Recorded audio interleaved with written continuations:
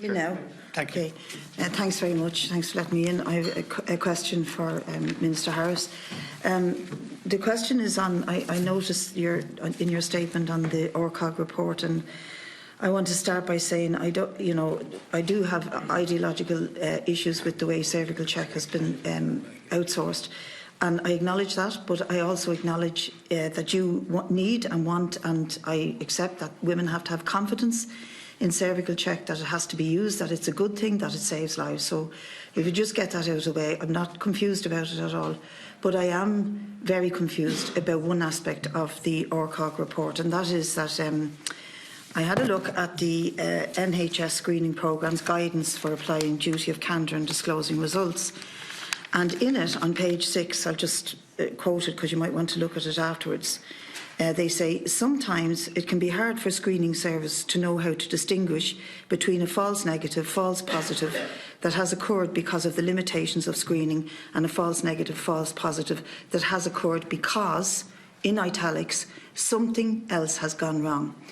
And I'm just curious as to why that something else has gone wrong has not tweaked your interest in investigating the labs and what went wrong in the labs, because consistently when court cases have happened in the sort of the highlighted court cases that we know of women that are still alive and women that have died, they have successfully sued laboratories and have been paid over big sums of money, not out of the goodness of the hearts of those laboratories, but because that something else has gone wrong. And clearly they're acknowledging that when they pay out vast sums. And I really want to know why you're not curious, as the Minister for Health, of that something else that has gone wrong, and why we are not examining what went wrong in those labs. And let me just give you a quick analogy.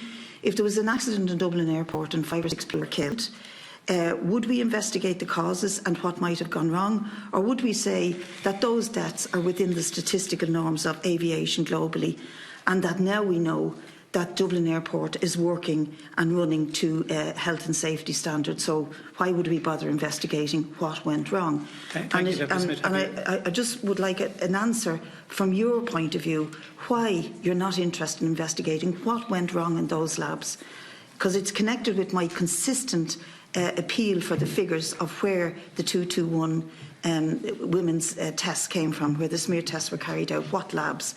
And I just want, I'm really curious as to why that doesn't bother you. And you're comparing the results of the ORCOG for Ireland with the results that the NHS get. But the NHS do acknowledge that sometimes things go wrong. And we don't seem to be acknowledging that or owning up to it. Thank you, Deputy Speaker. Can I ask a second question very quickly? It's to do with the audit. I believe you're going to reopen it, but it has been closed for a year and a half.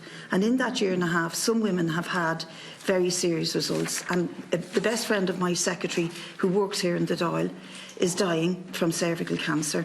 She was under constant screening because she had a procedure back in 2009. They have had to fundraise, her and her community and her friends, to have the audit carried out privately. It has cost thousands, and it has shown that in 4 previous years the screening had very, very serious discordant results that weren't picked up.